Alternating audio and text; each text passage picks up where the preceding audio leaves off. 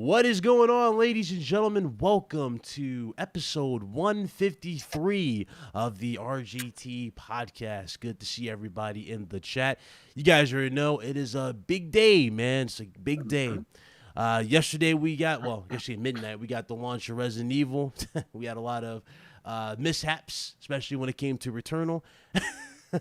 And now we're here and we have a very special guest for you guys. All the way from Bluepoint Games, ladies and gents, the one and only Arvin Villapando. How are you doing, sir? Hey, doing pretty good. Like we said earlier, I'm actually not at Bluepoint Games anymore, just to make sure there's a clear delineation there. But I gotta turn that thing down. I can still hear myself echoing on YouTube. You hear yourself double, yeah. Yeah, I was like, who's that dude? It sounds just like me. Yeah. But yeah, I started a new gig earlier this year, so I missed the guys at Bluepoint, but some good new opportunities for me. That's awesome, man. I'm glad to see everything's on the up for you, man. So first of all, thank you for coming through. I know you. I know it's just it's been a kind of short notice. I hit you up, I guess you can say. But it's so awesome that you came through. Thank you so much for being here. I really do appreciate it. Here. So I kind of took a very long way around to get into this industry. To answer that question in one word, it's probably my wife that got me into this industry. I started off back in, 2003, making mods for Warcraft. Yeah, we a couple of there's actually another friend I have who was working on mods with me, and he is now, he's been everywhere in this industry. He's been at Rockstar, and he was at Bungie for a little bit. Super cool guy. But from there, I kind of got into a bunch of different things. So I became a youth minister. Wow. And then from there, I did some. I cleaned swimming pools. I decided I wanted to, and then I went into. Thought I wanted to be a video editor. So I got into film and video editing and cinematography. So I did some of that. Then I jumped into. I was like, at that point in time, I was living in Dallas, and in Dallas, we don't really have a lot of, say, big movie studios or anything like that.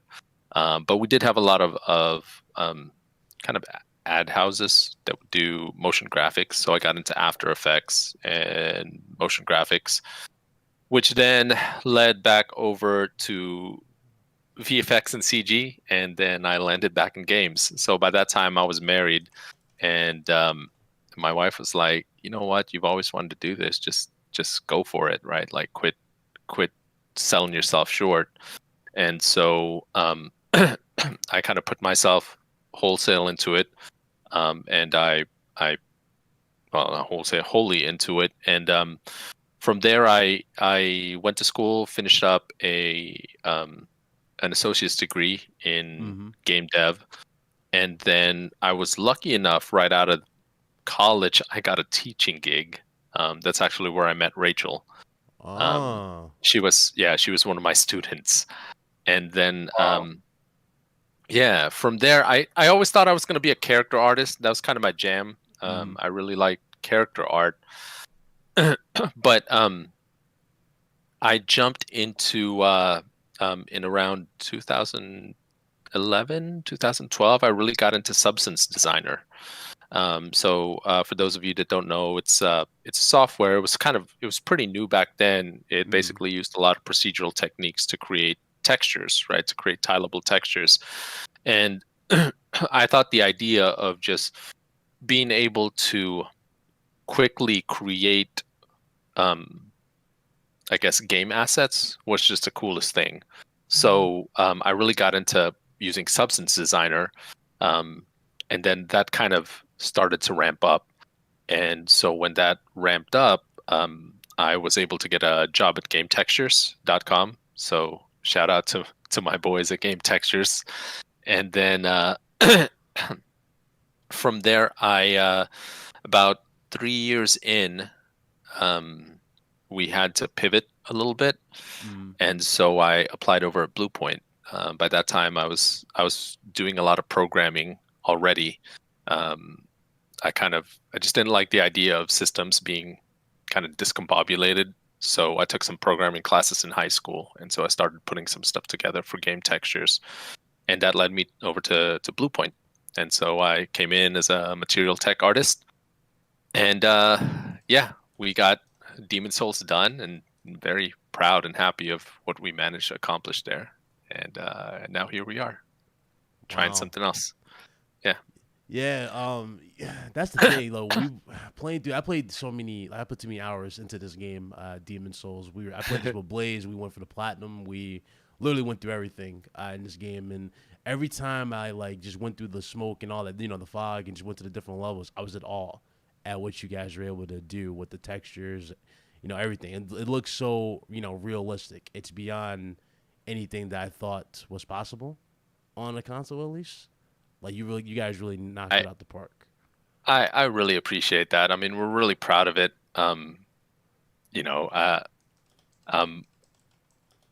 It's really crazy to see it.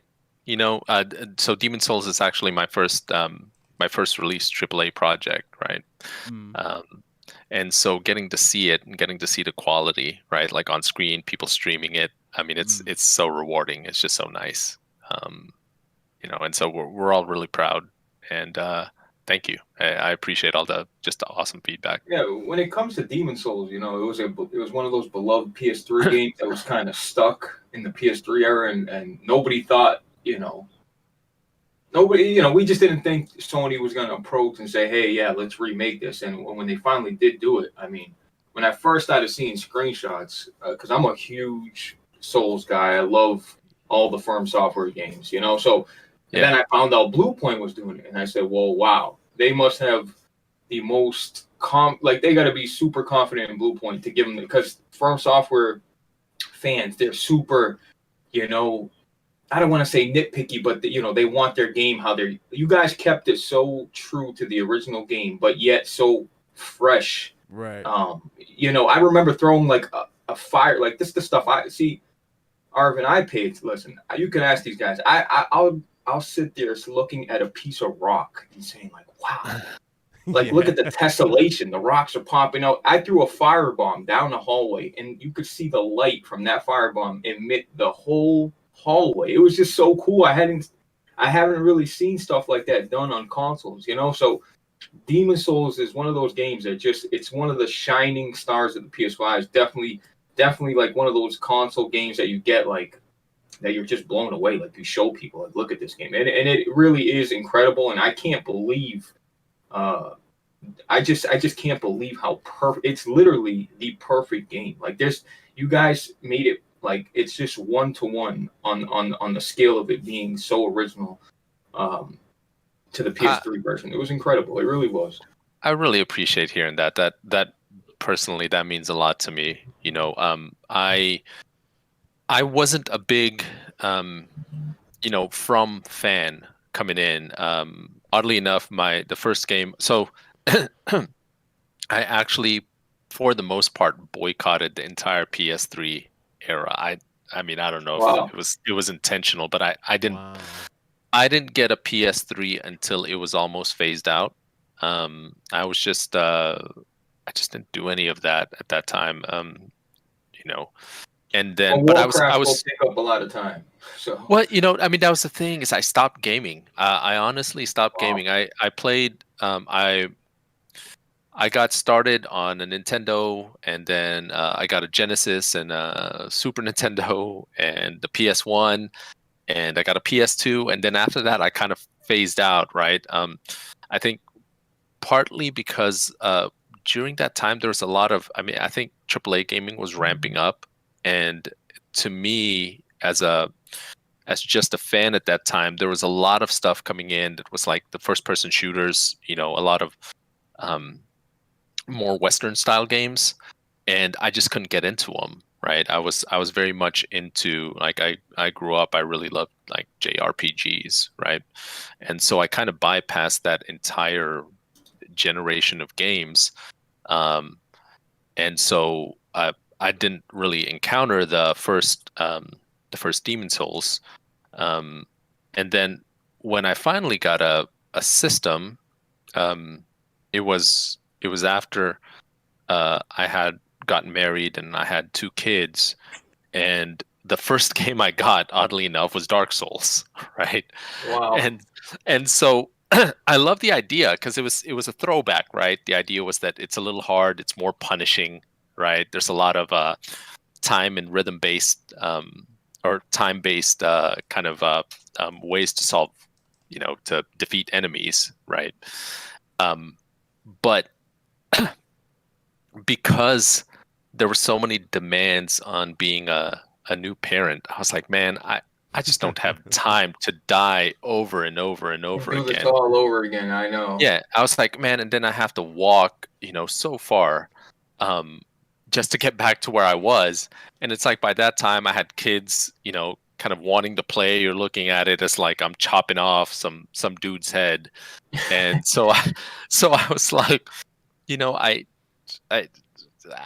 I don't have I can't play this. So I was just like, I kind of gave up on it. Didn't really pick it up much. Until I got to work on Demon Souls, and then with Demon Souls, I actually played it a bunch, and I was like, man, this is actually really fun.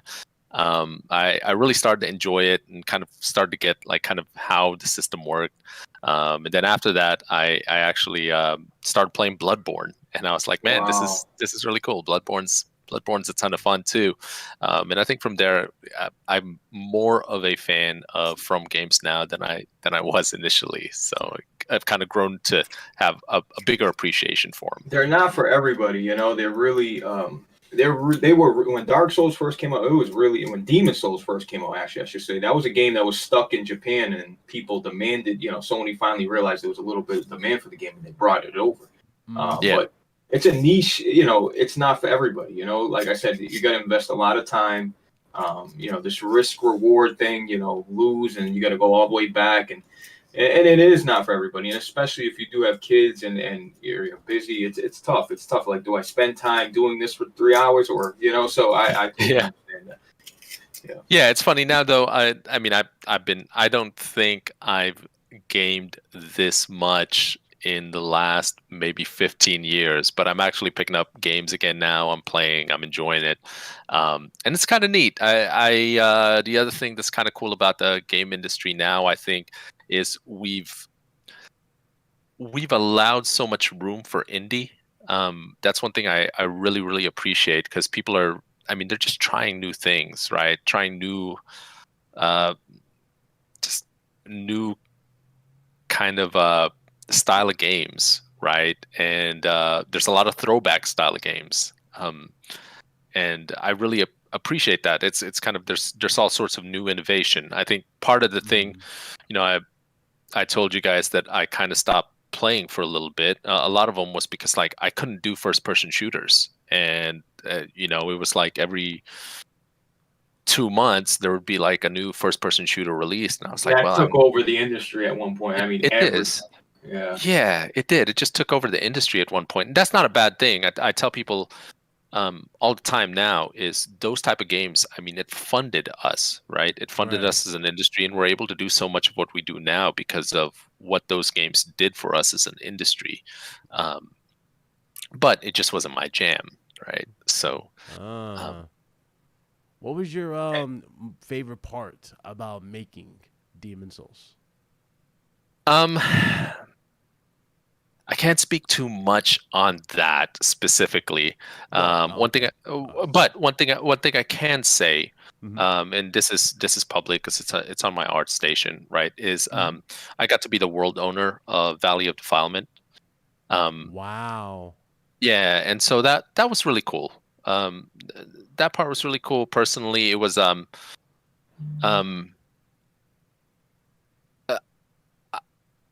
goal of that for me was to make it as gross as possible, and that was just a completely unique thing for me, right? Like I've been working on materials. I'd been working on a lot of stonework, right? Which obviously, looking at the game, you see that the game has a lot of stonework, and Right. that was interesting to me, right? And then I fell into doing Valley, and I was like, okay, I'm supposed to make like crap, Everywhere. basically, right? Yeah. Yeah. And so initially, I was like, man, this is just I don't know, like I don't know what to do with this. And then as I got more into it, I actually watched a lot of streamers. I watched a lot of streamers, and it was really cool seeing how passionate people were about certain things in the game, right? And it kind of caught on. And so I kind of used that to fuel some of my thoughts about putting together Valley. But yeah, that's honestly, I mean, for me, probably the most rewarding. What's That I've crazy seen. about that Wow. is on the original, it was so dark, and I used to hate. I used to like, okay, I got to go through here now because it was dark. It was it wasn't. It was just it wasn't pleasant to go through. It was a tough area, because you got all these drops. You can fall from all these drops. It was hard. It was a tough area, and when I seen it reborn with you had all like the vegetation growing everywhere, and there was like the mud, the little tiki lamps everywhere. It was just so cool. I'm telling you, man. Like I did look, and I know I'm sounding giddy here, but like I understand. Like Demon Souls is the game that got me. Like it started it all for me into this, into this whole ecosystem of, risk reward, Yeah. Dark Souls life. Like I love it, and the fact that you brought that up is kind of crazy because it's an area where Big Cloud knows a lot too, because I had to help him co-op through it. Ain't that right, Big Cloud? I don't know about that, Chief. Couldn't have done it. Couldn't have done it without Blaze. I want to jump in for a second. So right Arvin, ahead. you a second ago, you had mentioned something, and I, the dunce, had my mic muted, so I actually didn't get my point across. So you mentioned that basically you missed out on a whole generation of gaming because the most popular genre was FPS, and that's just not your bag, right? Yeah. You're absolutely speaking my language right here. I grew up with platformers, JRPGs, puzzle games, stuff like that, and that's the kind of stuff that even to this day I still really, really love and gravitate towards. And that's just an aside because my actual question is, so I'm not aware whether or not you were with Bluepoint throughout the entirety of the Demon Souls project, but I'm very curious as to how life changed for you work-wise and perhaps even personally, if you can touch on it, after the pandemic hit and you had to transition to working from home. Oh man. Okay. So some pretty cool questions here actually. So where to start?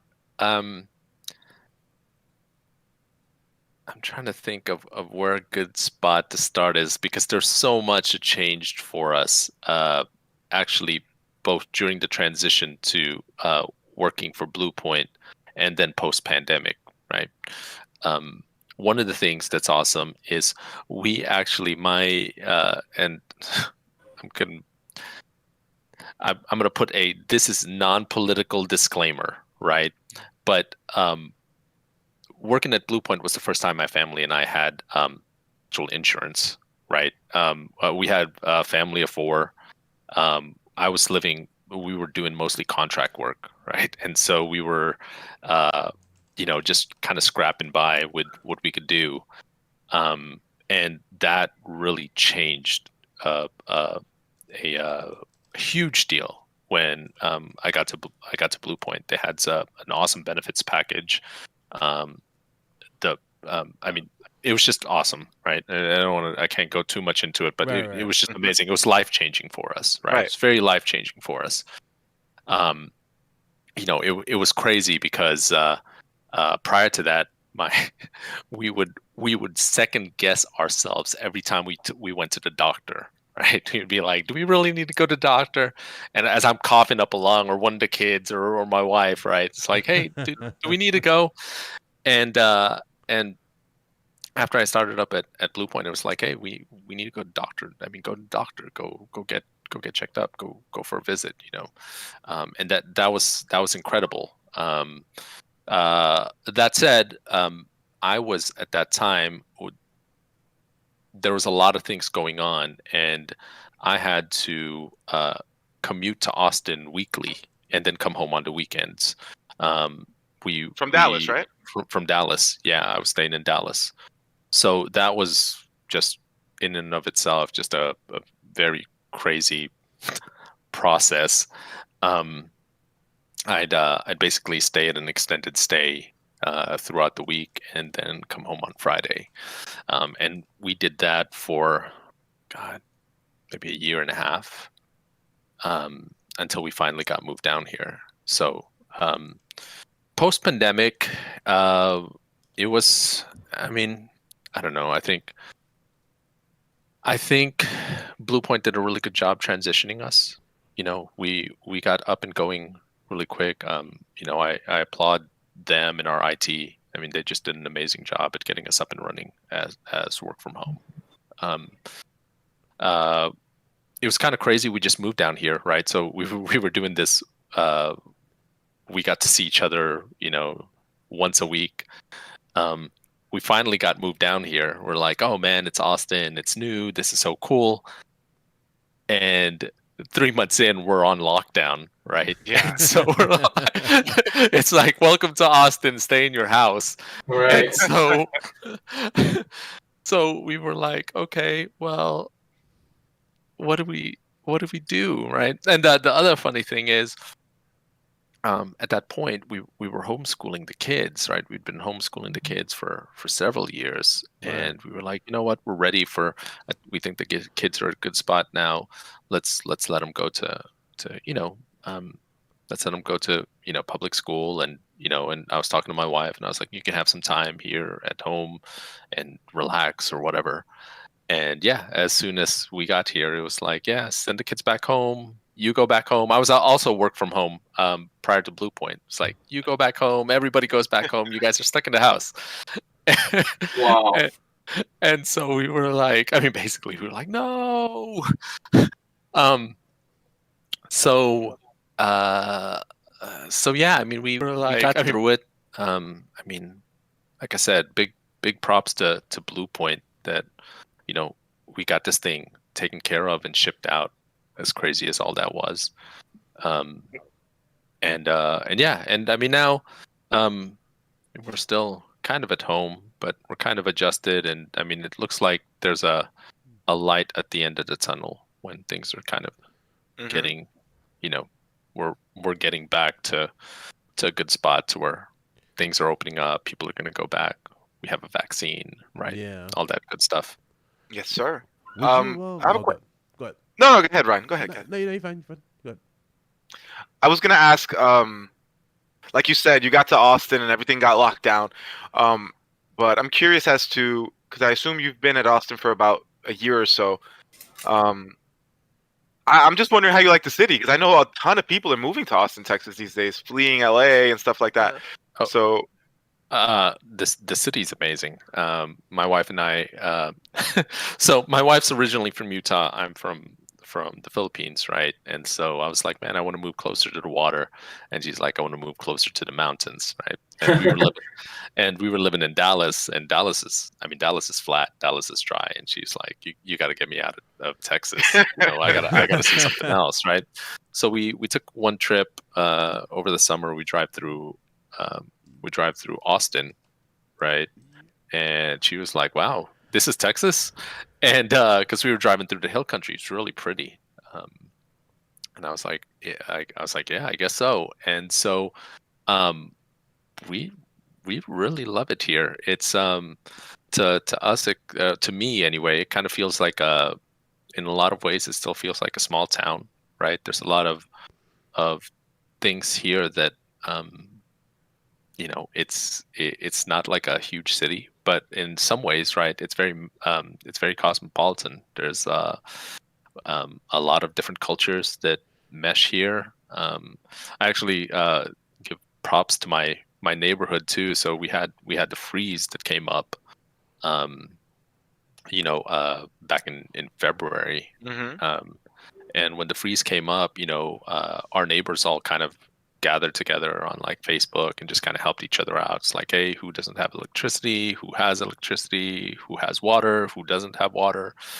They kind of just coordinated all that. And I mean, it was just incredible. I thought it was really cool. We like the city. I mean, to kind of answer your question, we really like the city. We like the city. We like the people here. More than just like, hey, there's hills, there's rivers or whatever. It's got good terrain. It's got good businesses or whatever coming up. We think the people here are pretty cool. So I think you guys just got a new soccer team too. So that's actually pretty dope too. So yeah, we just got a soccer team. Yeah. Oh, Mets would know that one. Oh yeah, I'm an MLS guy. How would you? Would you say it was more of a challenge to bring this game back to life for PS5? On the material side, would you say it was more of a challenge? I would say for me the biggest challenge was simply being able to live up to what people expected from the game. Right, like that was for me, that was a constant thing, right? To just be like, hey, people have, and this is something that has been said about remakes in general. I think like people remember the remakes to be a certain way, right? Nostalgia, and it's man. Nostalgia, right? It's that rose-colored lens, right? And then you finally put on you like actually go back, right? Like there's some games I like, man, I love this game. Like honestly, I'm part of so one of my favorite games that I think did not get enough attention is Xenogears, right? I love Xenogears. And so but if I watch it now or play it now, I'll probably be like, man, this isn't as good as I remembered it. I thought this was really, really cool. And I think that happens, right? We remember it to be a certain way, and then we play it and we're like, oh, it wasn't that way, but I remember it to be, much, much better. And I think some of that, doing a remake, any remake, right, is that challenge, right? To be like, hey, people remembered this a certain way. But that was because their expectations were much, much lower 10, 15, 20 years ago. Right. But now, because of what technology has done, they remember it a certain way. And now we have to get technology to match what they remember. So yeah, I think that's kind of one of the bigger challenges. You say about the rose glasses and stuff, because I was so excited when what happened to me was I finally got back Demon Souls into my library. I bought it and I put it on, and I couldn't remember, like, dude, the frame rate, like people say, oh, that game looks like a PS3 game when they make a comment saying the game looks bad. They always make, oh, it looks like a PS2 game.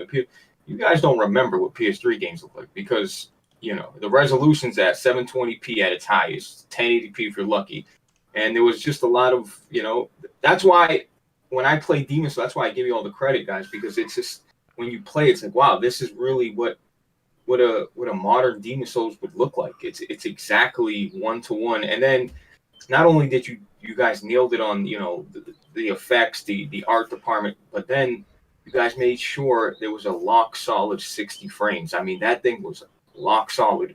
The frame rate was super important, especially nowadays. I don't know if developers are hearing it more and more that people are demanding 60 FPS as a bare minimum. But the fact you guys gave us the option there was like a fidelity mode with better, higher resolution textures and stuff. And then there was a 60 FPS mode, which I couldn't even tell the difference really. It was so stunning to like play the game. Like but yeah, the whole nostalgia is a bad thing, man. It's a good thing and a bad thing. You remember it one way, but really, if you go back and play, it's not how you really remembered it. So. I think I can say, again, just kind of personally being able to, you mentioned the 60 FPS. That was a pretty proud achievement. Not that obviously, there's a lot of people that, I mean, the team did a lot of that, but as a technical artist, that was kind of one of the things that I had to look at and focus on, and that was really cool. It was one of those things that really brought a smile to my face that we hit 60. And you know what else is interesting too? Because usually when a game looks when the game looks incredible, usually something has to take a hit, like the frame rate, right? Or the resolution. But the fact that you guys had a beautiful game that looked next gen, that reminded all of us why we love Demon Souls, and it just was covered on all aspects, so and I don't want to talk about other games Bluepoint has made, but just that team is just super talented, man. Really, they really are. Yeah, you can definitely tell they had a blast making this game. Yeah, they did. They really did. Just the amount of care and the controller, right? Big Cloud, the sound effects when you would swing your sword just through the. I just want to give the game love because like you're swinging the sword and you feel the feedback into the dual sense. You can feel the haptics sound coming effect through. You hear when you feel magic, magic. Yeah, it was just different abilities. You felt it. It was incredible, man. It was definitely a top tier experience. I definitely agree. Yeah, I've been we managed to get a PS5, and so I've been. How did you manage it? It's like because nobody can find one. It's like how'd you? Okay, funny. So again, props to my wife. So during Christmas season, we were I was trying to get one, right? Like I was actually on following some people on Twitter that would broadcast when it was coming and everything else. I was doing this for like 2-3 weeks, right? And I would jump on the queue for PS Direct, right? And or whatever was throwing it out that particular week or day or whatever, right? And so I had one that was on what was it? It was from GameStop actually, and so I had it. It was listed, and it was gonna bing on my phone whenever it was ready.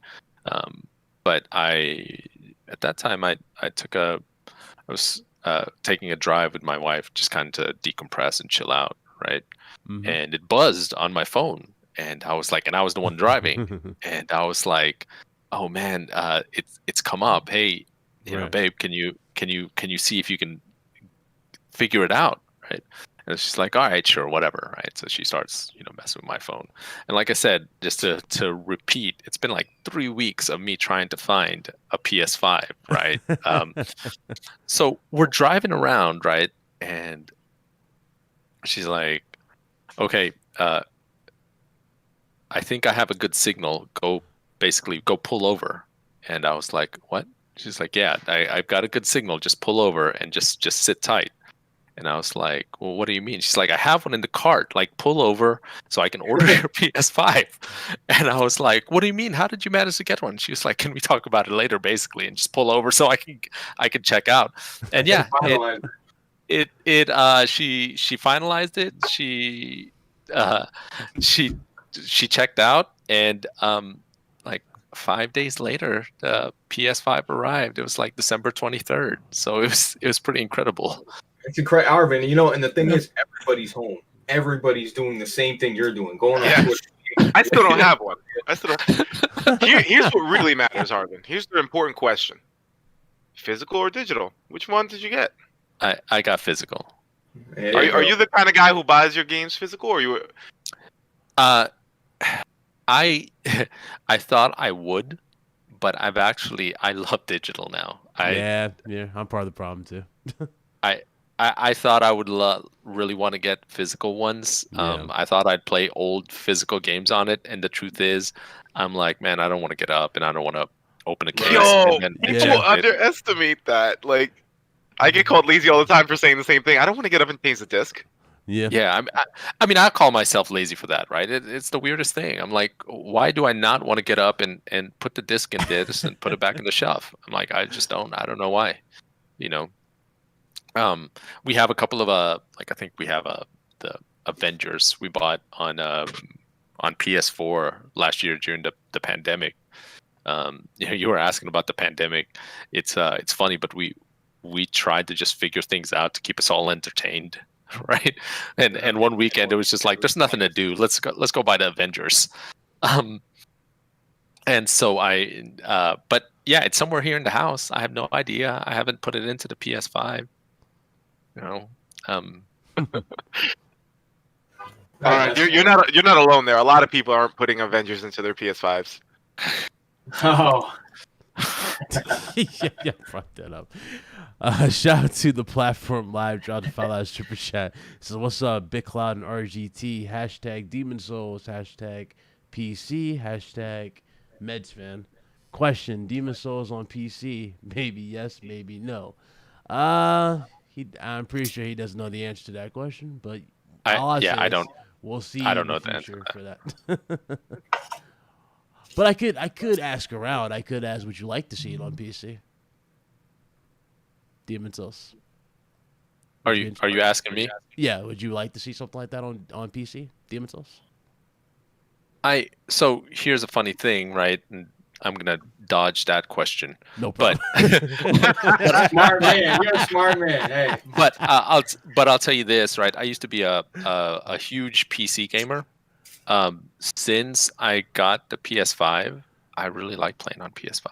Yeah. Like I enjoy the remote feels cool. Right? You guys were talking about the haptics and everything. I like that, and I like not like I like not being like right next to the monitor on a chair, right? Like I like the idea of sitting on a bed or a couch or whatever and playing a game. Easy use, comfortability. I mean, we all have PCs here. We all have really good PCs. We all have PS5s. But, you know, it is true. Sometimes you just want to pick up the remote and hit the button and just, you know, and granted, you can do that with PC. You can connect your TV and get a controller. But, yeah, I do understand. And it's like a new console, right? You just, it's a new console. The controller feels new. It's exciting. So, I mean, no matter where you play, it's Arvin is being nice. He got started in the industry making Warcraft mods. You know he wants this thing on PC. Yeah. I'll just leave it at that. Yeah, I don't know. It is trippy, right? Like because I like PC gaming. There's a lot of game types I like on the PC, but there's a lot of times I'm just like, man, I'm gonna, I have to sit on my desk at my desk and I have a keyboard and I don't know what it is. I mean, I think it's the same thing as like, it sounds stupid, right? But it's the same thing as like, man, I got to go get up and open my case and then put the disc in and then, it's kind of the same thing. Maybe it's because you work at a desk all day, Possibly. That could be a big aspect of it. I mean, I am typically at a desk all day long. I mean, we talked about that before, though, Blaze. Remember how we played Rogue like so many times on PC, right? Then when we finally got the PS5 version of the game, it felt like a completely different experience with the haptics and the trigger. With the controller, yeah, it's different. I mean, it's a new immersive feel when you're on the DualSense. It's really like, it's hard for us to explain it. Like, we'll talk about we'll talk about the positives, but you have to really have it in your hands to truly understand what we're talking about. Especially playing Resident Evil Village with the way the triggers react to everything. It's really good. Games are gonna start coming out. It's been a dry year for gaming. It's been slow drip of games coming out, and I understand the pandemic and it's developers are finally probably gathering and starting to do things normally again. But it's been a slow year, and that's why I like that you said indies, because indies are the games that come in between time, and they just fill in that gap and give you a different experience, something you're not really used to playing. It's important. Just like you said, FPS was important to boost the gaming industry. Indies are important too because it's a change of pace and it fills in the gaps.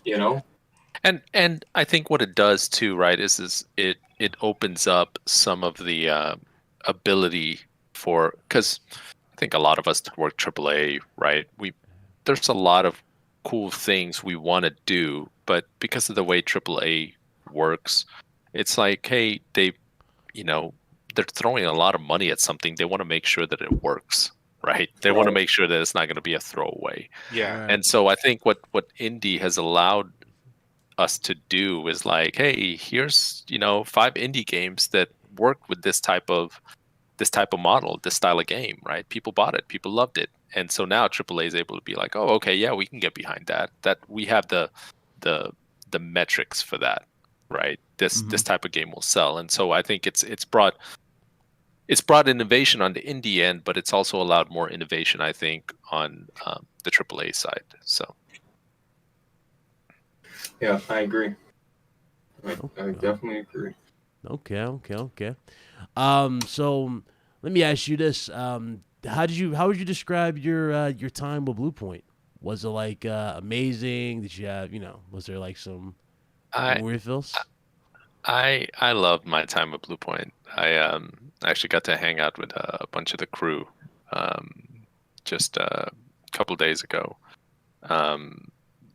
I missed the crew over there. It's a really cool place. A lot of really good people. So I loved my time over there. Love your time. And that was a new studio, correct? That was like did they just No, build they've a been new- They've They've been around a long time. Yeah, they've been around You know a what I'm very thinking long of? time. I'm thinking Yeah, of yeah. Ben's studio. I'm sorry. Yeah, it's been. Well, they've been around a long time as well. But I have a question, Arvin. So, Yeah. So Bluepoint, I believe they've only got one original game in their catalog, and so they've specialized in remastering, remaking old experiences. I'm curious as to how you feel about like do you think there's perhaps less pressure into remaking something that people already love, or That is is there more? That's Go a on, go really on. good question. That's a really good question. For me, I like remakes, right? I enjoy doing remakes. As far as the risk factor, I don't know. There's always a risk factor, right? They're just a little different, in my opinion, right? Because with a remake, the risk factor is that, you can't. If you innovate too much, it feels like people might feel like you're not being true to the original, right? And so there's always a backlash for that. But I like them. I told you I skipped a lot of the modern era of games, right? Our transition from basically PS2 to, I mean, pretty much PS5. Really, I really got in maybe the latter end of PS4. And so there's a lot of that old experience that I really enjoyed. There's a lot of the kind of style of storytelling, the style of play. I think then, since we weren't throwing so much budget into it, we could really just, if we just take an example, right, like Final Fantasy VII, right? Like for Final Fantasy VII, I mean, they've had to split the thing up, right? It was too big. It was too big. The scope was too big. It's like, hey, yeah, if we were to produce this and fully realize this, and in full modern glory, right? It would take us, a decade maybe to put together the whole thing, right? Whereas before, right, there was like, hey, we put it together and here it's on a disc, right? I think I like doing remakes because it manages to, I think, like grab those games from an era that I really love, and kind of like Resident Evil 2 remake. Like reskin it, right? Make it modern. It's for me, it's a cool process. I like that process. It's not everybody's jam, but I personally like it. Okay. And it brings games back into the light, games that probably, like I said, Demon Souls was the first, you know what I mean? It's like one of the first Souls games to bring a game back into light like that and put some new makeup on it. It is a cool process. I do like seeing, how they keep it similar in ways, but you also make it modern. I like seeing that, so I agree with that. Yeah, that's a good point too. Is it kind of brings some of those games into a new audience, right? It's like, hey, you guys didn't get to experience this the first go round, so now you get to, right? Okay. Yeah. What would be your favorite genre of game? I really like RPGs. Right. The one thing I think we didn't have too much back then is kind of the multiplayer experience, and that's something that I really like now. And so being able to play an RPG in a multiplayer sense, I like that. I like that idea. I'm not sure if there's anything right now that's really done it amazingly well, but I would love to see something to where, you know, it's truly immersive, right? You feel like you're really part of that world or that experience. So, are you an MMO fan? I Or was. what kind of? I like so. Let me describe one of the, and I really love. One of the other things I really like is I really like user created content, right? So one of the games that really inspired me was Neverwinter Nights, right? And so what people would do is they'd build their like little modded world, right? Their 128 player server, and a bunch of people would log in and they'd have a bunch of user content, and people would interact with the user created content. Another game that kind of an obscure game that my brother and I got really into in the late 90s was this online game called Growl. And it was like, it looked like a Link to the Past rip off. But basically they had this really cool like kind of like a map that they built, right? That's on a server, and then people could build content and submit the content, right? So they had a little map editor. They could build content, submit the content. The moderators would look over it, and if it was approved, they'd actually put it on the main server, right? And so now people could interact with this main content. So it was kind of like an MMO, except users got to contribute and submit stuff into it. And so I don't necessarily like MMO in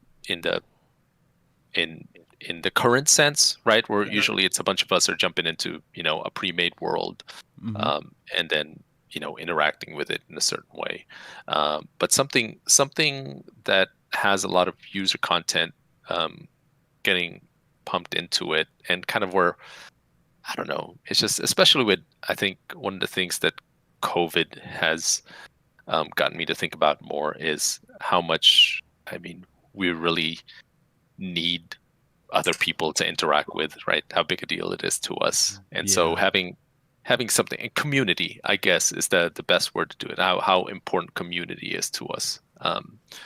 And so having something like that would be, that's kind of my dream thing to kind of be able to play or interact with or have, right? Ned, not to cut you off, Arvin, like on PC, we play a lot of like mini golf games, a bunch of games. But what's good about Steam is there's like a workshop tool and people create. So we played all the maps, let's say, in this mini golf game, right?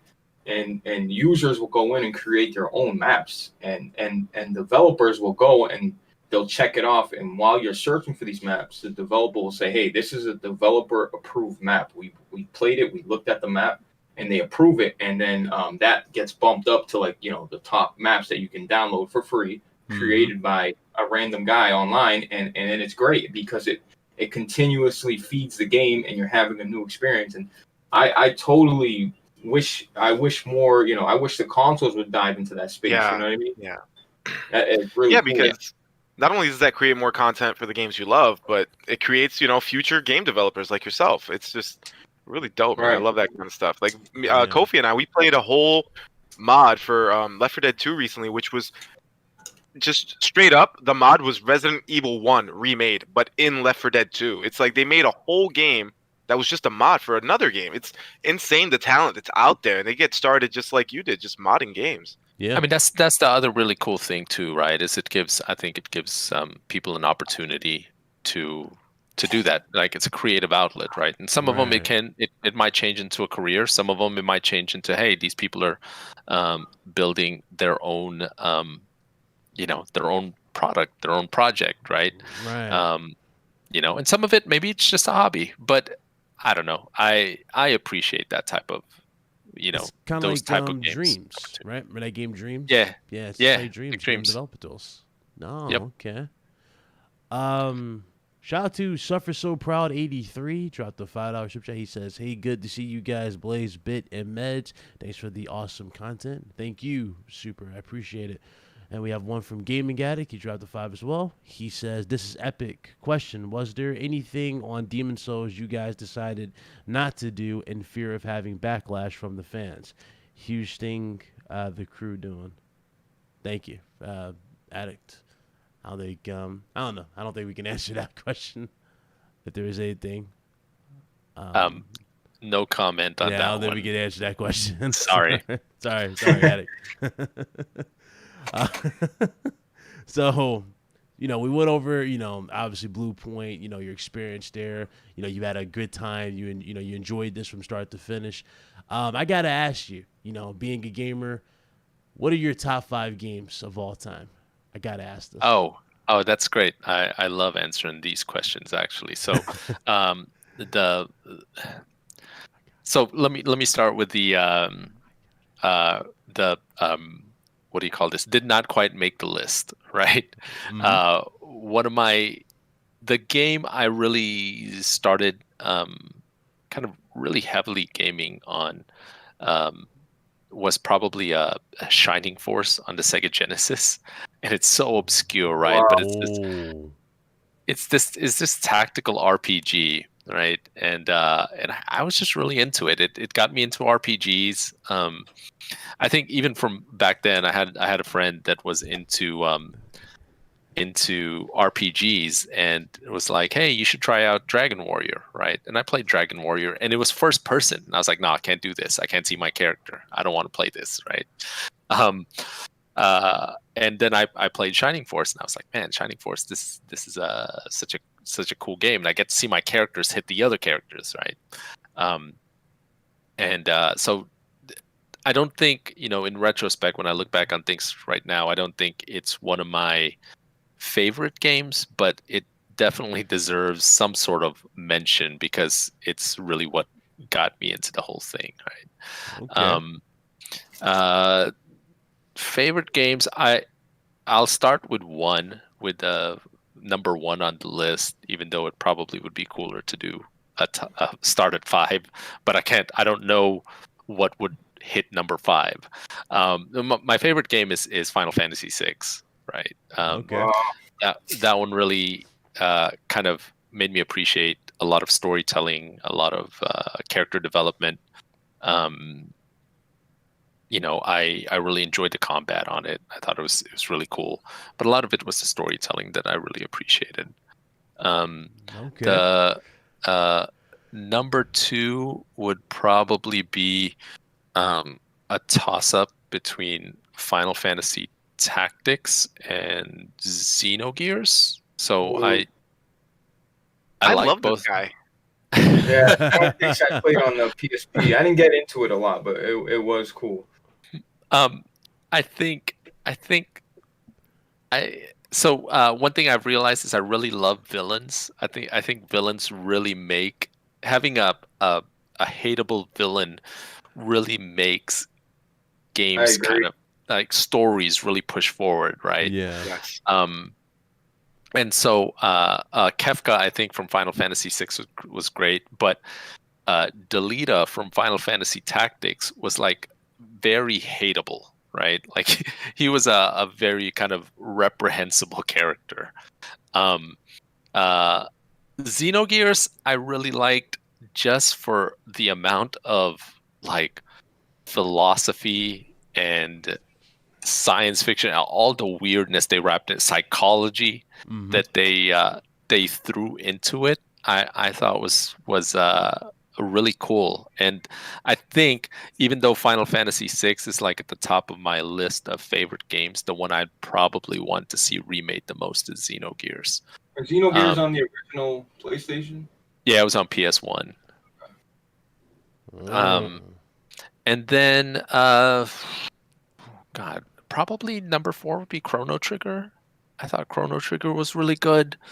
Maybe even or maybe Warcraft 3 somewhere in there. Okay. I thought Warcraft 3 was actually it was really engaging for me as far as the story, as well as the gameplay, right? Like I loved the kind of the one thing I really appreciated about that game, I should say, is maybe how well designed the levels were, right? I did mostly the campaign. I didn't necessarily do a ton of the material. Right. Yeah. yeah, the multiplayer, right? Uh-huh. But the campaign, I really loved kind of how the levels and everything were designed. And then I don't know if I'd have like a modern game on that list at all. I'm trying to think. I'll throw one in there. I don't know if it's necessarily going to be in my top 5, but I thought Horizon Zero Dawn is just a beautiful game. Okay. I think Horizon is beautiful. I think it's really well designed. Yeah.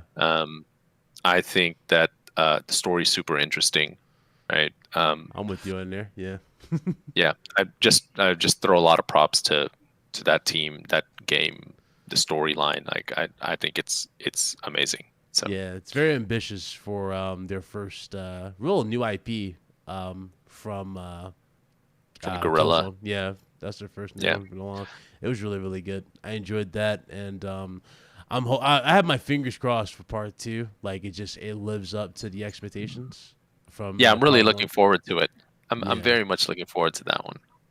Okay. I'm noticing that you're leaning, in the third person perspective. You know what I mean? That I love third person games because you, like you say, you see your character, right? If you're customizing them, if you're doing, melee, whatever you're doing, shooting, whatever, you're seeing it, in the third person perspective. I love first person games too, but I feel like you're like me in that sense where you prefer third person, seeing the character. Even like a game like Cyberpunk, when they didn't have third person, I'm like, what? This makes all the sense in the world. You're customizing your character, and then obviously people went out and modded it. That's what was so cool about it. They just modded it in. So that actually disappointed me. I was really looking forward to Cyberpunk. Yeah. So talking about kind of old school games, right? I remember playing Shadowrun on the Super Nintendo, and I was like, man, it would be so cool to see this because I saw the Cyberpunk trailer. I was like, man, it'd be really cool to see like a modern take on this, right? Right. And on something like this. And so I found out that Cyberpunk was first person, and I was like, oh no, I can't do this one. I was really looking forward to getting excited for it. Like Grand Theft There's a ton Auto, of games. even they went into it and made third person. GTA, even they thought that it was important enough to. They started off as third person, but they added it for first person. Options. All I'm saying is options. Yeah, I can feel that. Like you guys, obviously seen the. I'm pretty sure you saw the Ratchet Rift Apart trailer from PlayStation. I saw the trailer. It's been a while since I've seen it, but I've seen some shots since the trailer, and I mean it looks really cool. I really appreciate some of the stuff that they're doing. I think it looks really interesting. Some of the gameplay, the designs that they did, with the opening portals and falling into something else different. They did. They had a state of play not so long ago, and they were showcasing, gameplay, giving you more context to the story, everything, and just seeing that next level. It looks like a Pixar movie times 4. You know what I mean? It looks exactly like that. And my question for you, again, I was about to ask, because you said you liked the remakes. Would you say games like Sly Cooper, games like Jak and Daxter, and a few other gems from Sony's past could benefit from a remake of like the caliber of like Resident Evil 4? So firstly, I just want to say I got a wrap in a second here. Maybe in one or two more questions.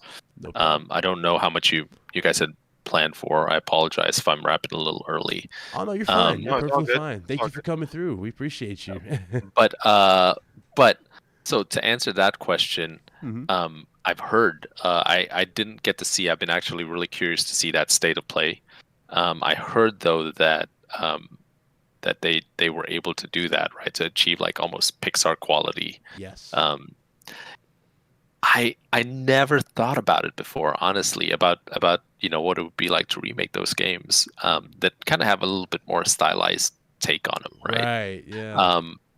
But I think it's really cool. I think it's really cool. It'd be cool to see more of that type of stuff, Yeah, right? like look at Crash Bandicoot. Remember the Crash Twin, the Insanity trilogy that we had? Yeah, yeah, That was incredible. I remember when they kept getting teased all over, and when we finally saw it, it was just like next tier. It looked incredible. Like it was like, wow, that's insane that they were able to recapture this character, bring him up to speed, in modern times, and just add their own flair, but still keep it, the heart of the Yeah, original. but the problem with remakes is sometimes over time they don't have the light. Like even Crash Bandicoot was owned by Activision. That's They true. they Yeah. got sold off, so they had to make sure Activision, and Sony's relationship with Activision. So there's a lot of things that go into it. So when a lot of people say, why is this not coming out? I'm sure it has to do with licensing issues, or maybe it's just not in the books. But it's Yeah. that's why remakes. I always support the remakes because look,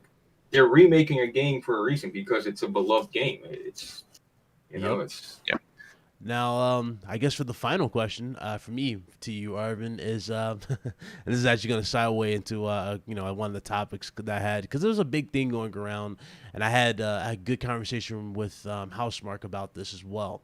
But do you think games in general need to be easy in the industry? Do you think like The- games that have like a difficulty spike, like the Souls ah, types? Do you think those games need to be tampered with and have easy modes? I know that it's a is that question. is that is actually an awesome question. Um, you're saying you talked to Housemark. I'm guessing regarding Returnal. I'm actually really Yeah, interested in that one. I talked to him about Uh, it. It's on the channel. I had one of the audio devs on the channel. yeah, We were talking about it, and because Returnal is it's not really a game that just holds punches. Returnal is a very yeah, that's tough what I've game. heard. Yeah, I I beat it a couple days ago or the other day, and it literally brought back that Souls esque yeah, feel for me. Like that risk reward type approach. Like if you die, okay, no big deal. I'll come back and beat them. When you finally beat them, you just feel like you're on cloud nine type of thing. That's that type of feel for the Souls games.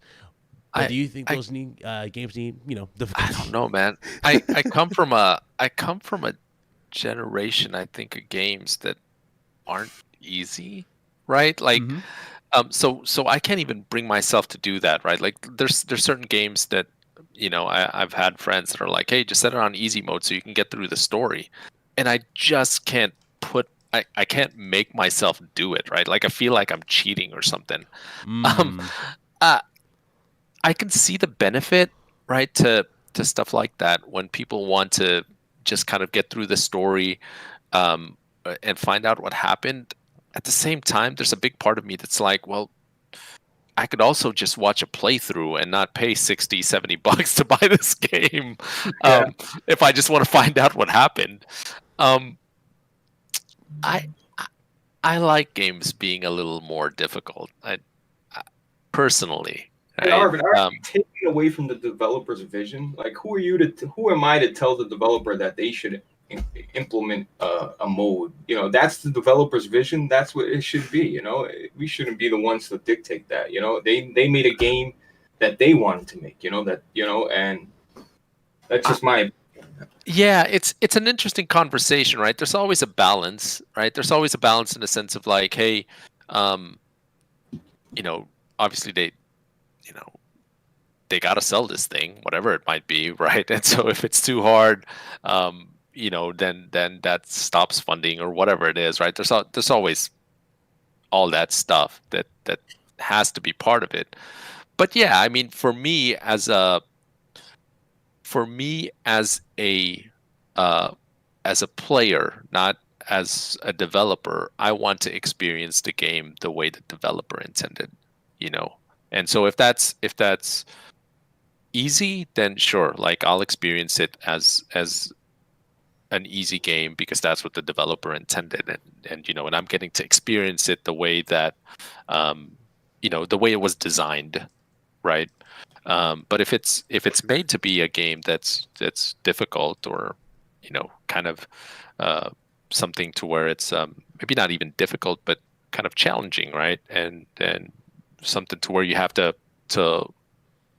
kind of, I guess, work for what you get, then I want to experience it that way too.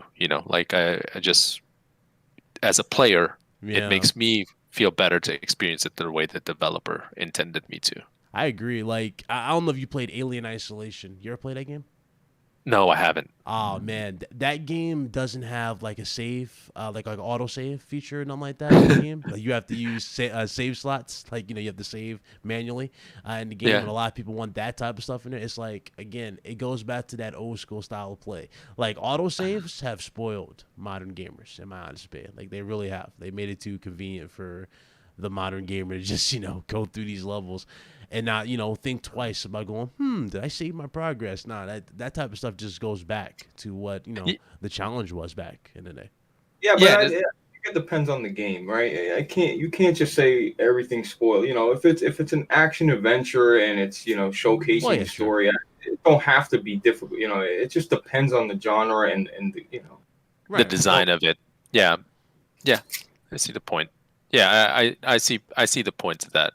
But yeah, it is kind of an interesting conversation, right? And I think as maybe having those conversations with designers too, of like, hey, do we want an autosave? Do you want to be able to save everywhere, or do we want to have kind of old school specific spots, right? Save points, right? So, do you think we should have more games like that in the industry? That have specific save points? No. Games like just with a challenge. I know they might fall into the niche type of conversation. Like the games that are challenging, because a lot of people they like hand-holding, I guess you can say. That's the proper term for them. Do you think we need to see more games with challenges like in the industry? I like them. I mean, I can't speak for the industry. It's kind of changed over the years, right? I don't know, but I personally enjoy them. I personally enjoy games that present a bigger challenge, and I think there's also a curve, right? Like I think I love Nintendo games actually because of that. I think they do a learning curve really, really well, to where they give you something. It's designed really well to where they give you something, and then they consistently kind of challenge you to learn and to get better at what it is with the tools that they've given you.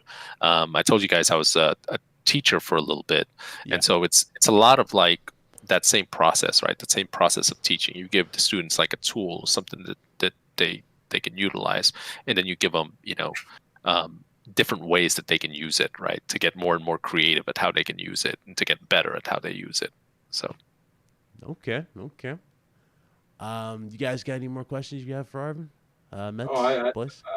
I feel guilty. Let this man get back to his family, man. You have more questions? All right. Nope.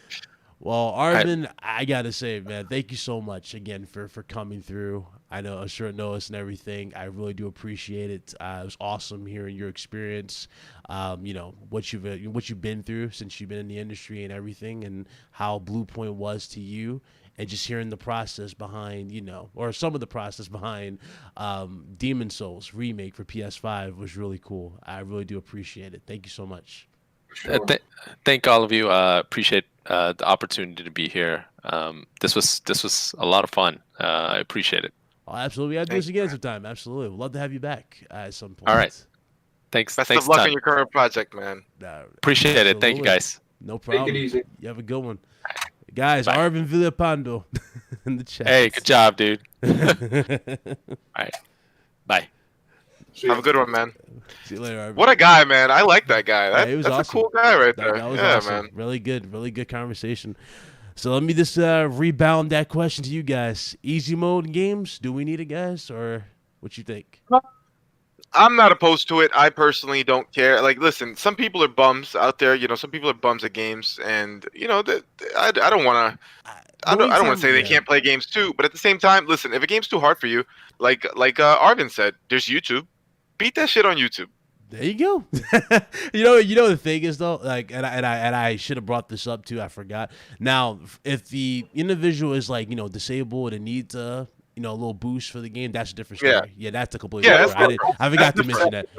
Yeah, We're that's a talking different about thing. There's easy modes and then there's accessibility options. There's Yeah. two different things.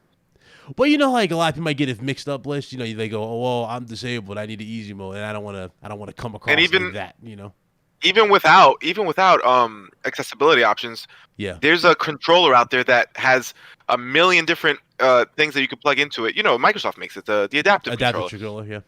And I think it's compatible with a lot of things. I think basically everything except for a PS5. So there's solutions out there for people who are might have certain disabilities and things that like to play games. We don't necessarily have to make them easy modes. So Right. And I think we're at the era, meds. This is the modern era, right? Where Yeah. you very rarely do you go to the store and say, "Oh, what's this game?" Even my cousin as a casual, even he'll call me and ask me about. He asked me about Returnal. I said no. I said, bro, look, it's not your type of game. He's like, oh, what do you mean? I'm like, oh, dude, it's you got to do a lot of stuff over and over again. It's hard. And he took offense by that. I'm like, bro, I'm just telling you, I don't think it's your type of game. And he's trying to get it all mad. He's like, oh, well, I'm gonna buy it anyway. I'm like, well, then go buy it, bro. I was like, go ahead. But the point I'm trying to say is people research before they buy stuff. So if you know about Returnal and you just watch the video or you watch a review or a preview and you heard that it's different, that you can see what type of game it is, right? Unless you're sending your mom to the store for you to buy a game, that's different.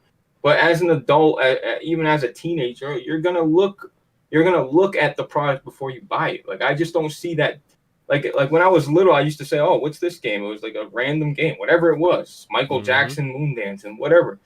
Things have changed now. You review the product before you buy it. It's and if you see that the product is hard or it's not your type of tea, then you shouldn't have the developer add sugar in the tea just because you want sugar. If the game came without sugar, then you know what I'm saying? I don't even know why this is even a question. It's ridiculous. It's crazy that it's come to this. For you, don't play it. That's it.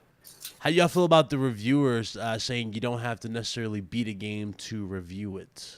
That's another thing that was going around. Let me get at these bums real quick because I don't necessarily have a lot to say, but I have to say this because it needs to be said. Yeah. We have been all of us. None of us. When's the last time that game journalists, right? They don't deserve any respect. The last time there was any respectable journalism was back when Colin Moriarty and Greg Miller was working at IGN. There's only a few people that have a shred of reputation left. Okay, so because of this reason, I need people to stop. I mean, listen, you're free to do whatever you want to do, but don't come at me with Metacritic arguments, okay? Because you cannot have your cake and eat it too. You cannot say that these gaming journalists are idiots, bozos, and clowns, and that they don't even beat the games that they, you can't say that and then brag about Metacritic scores because they're the ones who make the Metacritic scores. Exactly. So I just want that out there. Forget Metacritic. Metacritic is in the dumpster. It's in the garbage. It's in the toilet. Don't talk to me about Metacritic no more. It doesn't mean anything because the reviews from these reviewers don't mean anything because they're all admitting that they don't even beat the games that they review. End of story. That's true. That is so true. Now I get it, right? I get it if it's a long, insane game, very, very long. Let's say Persona, right? That's different. Okay, sure, but. That's still not different, Big Cloud. Yeah, that's even worse because you didn't even see the ending. Well, yeah. Well, yeah. You know what? That's true. Yeah, that's worse. Yeah, that's worse because people ask for the narrative, right? That's the first thing they ask for is the story. If it's a game like Tetris, right, that has if it's a game like Tetris or something that's infinite that you can just play over and over. What about the Telltale game, Meds? Because it's a lot of cutscenes. Yeah, you interact by really. It's basically a short film. That's the. But even then, it's why are you? No, you don't have an excuse not to beat that game because it has barely any gameplay. So that should be nothing to you. And it's and I want to echo a sentiment that Colin Moriarty put out there. That's the second time I mentioned him, but yeah, no problem. It has to be said. It has to be said. I'm sorry to these. Actually, I'm not sorry. But if your job is playing video games and then later reporting on them, I don't want to hear shit you don't have time. It's difficult. Blah blah blah. My man, your job is playing video games. That's what we do for leisure, and you do it for a job, and you're complaining about it? My man, I break my back at my job on a daily basis doing shit. I would kill to have a job like yours. And, bro, enough, because we're rewarding laziness, and that's unacceptable. If And your job is to play video games, play the fucking video games. And that goes you know back what to else, the Souls games, bro. Because remember how we said Souls games are niche. I wonder how many like reviewers, quote unquote, who couldn't beat the game, gave it lower scores just because of the fact that it wasn't, quote unquote, easy. You know, that really makes you go back. I mean, I and don't look think at a Souls lot. games are niche anymore, man. I really don't. I mean, they're getting out. I mean, there's different now, but I'm saying, you know what I'm saying. The way I'm looking at it, like in this light now, especially after the whole Returnal situation, you have dudes saying legit, Returnal is not worth the investment because of the difficulty. But I Big never Cloud, thought I would hear that. But Big Cloud, you see how you just beat that boss? Yeah. You cheesed them with magic the whole time. Now, am I gonna get mad? No, you found a way to beat I him. found a way to beat the boss. Period. I was have just a magic build. I know. That was a magic But build.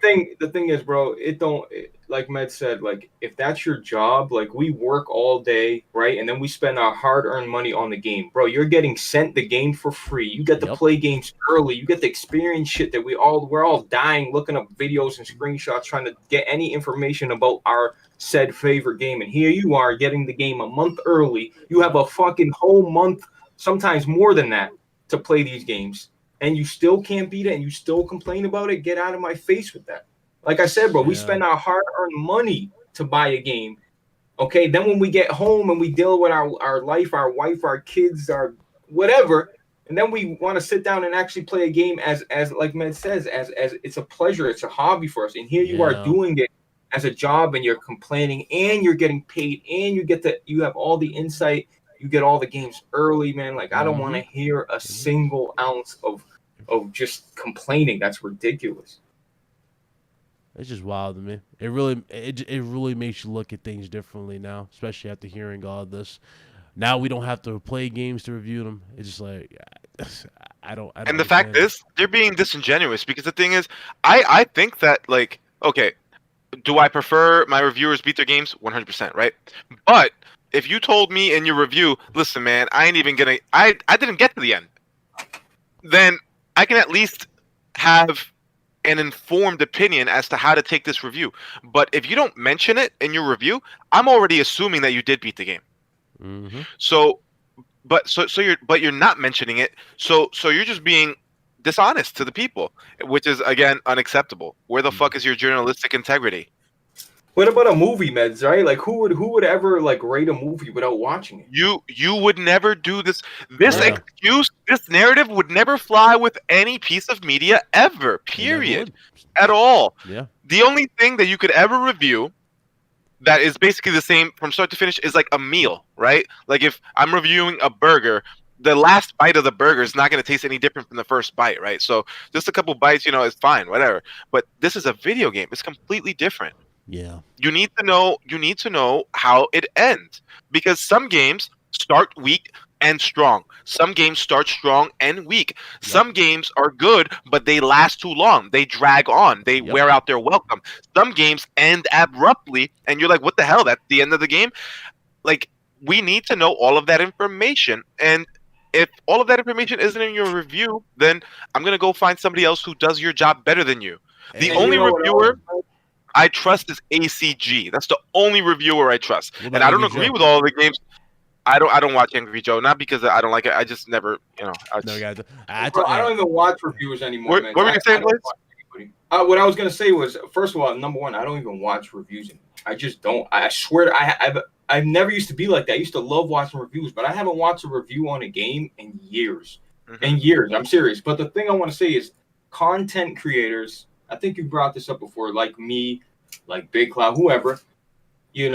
Bro, these guys can just come here like. I get tweeted at all the time, or we get asked. I just seen it today. Hey, have you played RE7? Is it good? Do I need to play RE7 before I play RE8? Like we don't need these guys, these IGN guys anymore. No offense, like nobody needs them. Like they'd rather go to a guy that, that they trust, that they see and they interact with every day. Like why were they going to go to a stranger just because they work with a company and it has IGN at the top? Who cares about that? That's true. The problem is nowadays people can go get media to they can go directly to the source. Like why would I rather, Meds, if you tell me, Meds, right? Say you go watch Mortal Kombat, right? and you watched it, why am I gonna go to a random website and take their word over the fucking guy I know and been watching my whole or been fucking right? Say you go watch. Why would I ever do that? And mind you, Blaze, that everybody, there's a large contingent of people who agree with you, and a lot of people, including the games media themselves, know this, Blaze, which is why they feel the need to insert politics into the reviews, because the only thing that they think that they have a value to provide is politics. You know why? Because they know that people are clicking on the easy allies, clicking on the ACG reviews, clicking on even smaller guys, like for example. You know what? I like them dudes. I do like them. Yeah.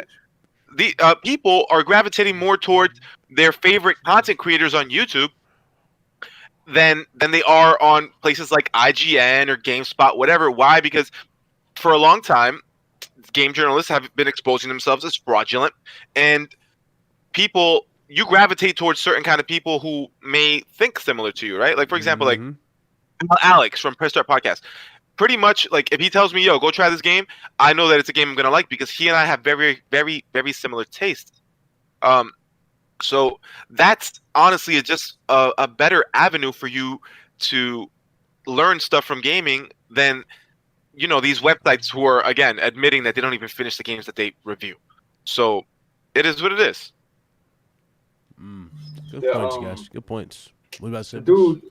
And I'm really passionate about this shit right now, and I'm like, I sound upset because it's like, I grew up reading this kind of shit. Like, I grew up reading IGN and GameSpot back when like people actually respected these places. When they had guys like Jeff Gerstmann who went on to found Giant Bomb, and Giant Bomb is they're actually losing a bunch of their people right now.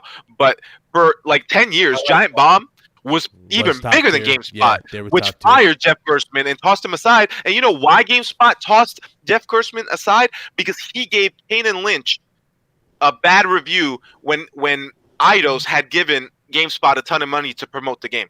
So he was fired from his job for being honest about the game. So what does that tell you about the industry? Yeah, that's true. Bro, that's the other thing, man. Everybody's paid off, bro. All those dudes are paid off. Bro, the thing is, YouTube, like you said, YouTube is like, yo, YouTube, the fact that, and look, you know what I blame? These guys are, their IGN is probably so mad that you could turn on an Xbox or a PS4 and record your own gameplay. Because, dude, I ain't gonna lie to you. Me buying a capture card at the time was just, I'm like, yo, I don't want to do all that. And I still don't own a capture card, bro. So, like, the PlayStation 4 coming out and the Xbox coming out, and you've been able to record your gameplay, and there was an edited system, and you can talk over and add pictures and add. It just made everybody can be a content creator now, and that makes those guys shit their pants because they know bro. They've been losing their subs for a long time. They've been losing their base for a long time, bro. At a point, like it's going to be in the next 5-10 years, I'm telling you, those guys are going to be irrelevant because they know YouTube content creators, like that's where people are flocking to. They're not going to IGN anymore. They're just not. Yep. And all these developers don't need to go send them all these games early. How about you take care of some of the other guys? The guys have been putting work that, okay, they don't have a check next to their name, but guess what? People watch their videos and respect them. Yeah. I don't like that shit, bro. IGN, when somebody says, oh, IGN, like, I don't give a fuck. You know what I mean? I don't, first of all, Metacritic, I told you, it is a joke, bro. Like I said, I use it when I need to, like, fight my narrative. But other than that, bro, I've played a hell ton of games that people hated, or, you know what it is? Metacritic? Bro, I remember, like, you play Ghost Recon? You play Ghost Recon Breakpoint? Oh, that game's got a 60, and, bro, yeah, did it get a 60, bro? But guess what? I played it and I liked it. And I'm trying to figure out, yo, you liked Wildlands. What's the problem? But you know what it was? Perception. Yep. Metacritic. Twitter. And that's the brainwash. Yeah, that's the crutch they use. They go, okay, if it ain't what's the trick? If it ain't above 80, I'm not buying it, type of thing. That's the whole trick. Like one of our favorite games, Blaze, The Order 1886. 65, 68 on Metacritic, something like that. And that game was perfect in my opinion. It just wasn't long enough. Until Dawn, I think Until Dawn got like an 80 on Metacritic. Bro, the point I'm trying to make is the point I'm trying to make is it don't matter. Like, yeah, order was cool, Ryan, but when you look at it and you look at some of those boss fights, you know, they could have went a different route. The they, boss fights were the we're hitting X part. to dodge at the most range. It was lazy, you know. It was just they tried to. That game was supposed to come out on PS4 launch day. Anyway, I don't want to get off topic. But the point I'm trying to make is IGN, all these credible news outlets that were credible at one point are losing credibility, and they're losing their base because of other content creators, because people know that they just can't trust these individuals anymore because A, they're not beating games, B, they're stealing reviews from other outlets, C, exactly. You know, that's the other one. What was that thing? It was a huge big deal. Yeah, Philip Mewson from IGN, who was straight up plagiarizing reviews left and right. Crazy. That's crazy, bro. There's no journalistic integrity left in the industry. These people aren't journalists. They're entertainers. There you go. And mind you, they're not very entertaining. By the way, Jeff grew up, fuck you. And bro, no offense, I feel like I'm more entertaining than all the guys. Anybody from IGN or GameSpot. Like, that's the thing. The indie part of content creators, when I say indie, I mean, like, you know, just like the little YouTubers that come up and make a name for them. Those guys are taking over. It's over. It's over for that. Nobody cares. Yeah. I agree. Nobody hardly goes to these outlets. They don't read these reviews as much. They simply watch a video. I mean, they've lost a lot. That's why over the years, if you notice, like, IGN used to be all about games. Now they fucking talk about anime, cartoons, movies, tech. They talk about everything. Why? $250 toys. Yeah, they have to branch out and do all this other shit because gaming alone isn't paying the bills. Yeah. Why is gaming alone not paying the bills anymore? You tell me. Good point, man. Good point. Paradoxer77 dropped the $2 super chat. He says, give me props. I platinum Dark Souls Remastered. Shout outs to you. Good shit, bro. Hell yeah. Shout out to you. Good shit. Bro, that's a classic. And I heard, what's his face? The other cuck. Schreier. I heard Schreier on talking to BG the other day, and BG asked him about these reviews that have the and Schreier defended him like, if you like if you want other kinds of reviews, go somewhere else. I'm like, but who wants these kinds of reviews? Who the fuck in their mind is thinking, I want to see what people think about Resident Evil 8, but really what I really want to know is, how does this, like, is this a game for Republicans? Is this a game for Democrats? Is this game transphobic? Like, nobody gives a fuck about any of that shit. The only people who care about that shit are the people writing that bullshit for websites like Polygon, Waypoint, Kotaku. What's These that websites name? who are Diana a bunch of bums, bro. What's her name? Diane something. Fucking clowns. I forgot her name. I don't know, man. The chick who won the block. Oh, Dia Lucina. The bitch who's over here talking about talking about Republicans, Democrats and Republicans when she's talking about Returnal. Yeah. Girl, is the game good or not, girl? Let me know. Yeah. Because I don't give a fuck about your political leanings. Yeah, and that was the other thing. It's wild out here, people. It's wild. But y'all clearly see now, Metacritic is the last thing y'all should be paying attention to for these games. Period. These people are failed political commentators who had a gaming journalist job that fell on their lap, and they're salty because they could only make it doing this, and they wish that they could be on CNN, but they're not. They're on fucking GameSpot. So they're giving the spiel that they would have given if they were on CNN or Fox News or whatever, and they're giving it to you on Kotaku. They're giving it to you on IGN. Like, bro, that's not what we come here for. And then when gamers speak up, then they're like, oh, these alt-right trolls, they're at it again. Bro, we're not trolls. We're gamers who want to read about games, not about left and right, blue or red, or any of that. Preach, man. Preach. Exactly. Like, fuck your politics. How big are Lady Dimitrescu's tits for real? We're gonna find out in a few minutes after this. Anyway, I'm gonna jump back on that. Guys, good show. Seriously, good show. Episode 153. We had an awesome conversation with Arvin Villapando from Bluepoint Games. That was awesome. Shout out to you guys for making that possible. If you haven't hit that like button already, go ahead and hit that like button. I see YouTube is messing up as always, but you already know how it is. I appreciate everybody who came through. Everybody who might watch that at a later time. Hope you enjoyed the show. What's up, Aaron? I see you, bro. Salute to you. But yeah, Let's go ahead and get out of here. Let's get to these outros, man. Meds?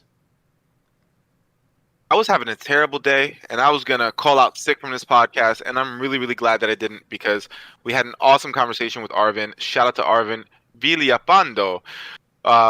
Great work, man. Awesome work on Demon Souls. I know we spoke behind the scenes about what you're currently working on, and I can't wait to see that. And I want to just thank you so much for taking the time out of your day to speak with us. And hopefully we can speak again in the future. And speak about what we couldn't speak about today. So thank everybody for coming out.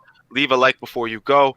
And yeah, man, keep supporting my man Big Cloud Gaming, because he's doing so much stuff out here, and he's doing it from a small platform, but the platform's only going to get bigger and bigger and bigger, and we want to take you guys along for the ride. So come along, man. Y'all going to be shocked who I'm talking to right now, but I'll tell you when we got there.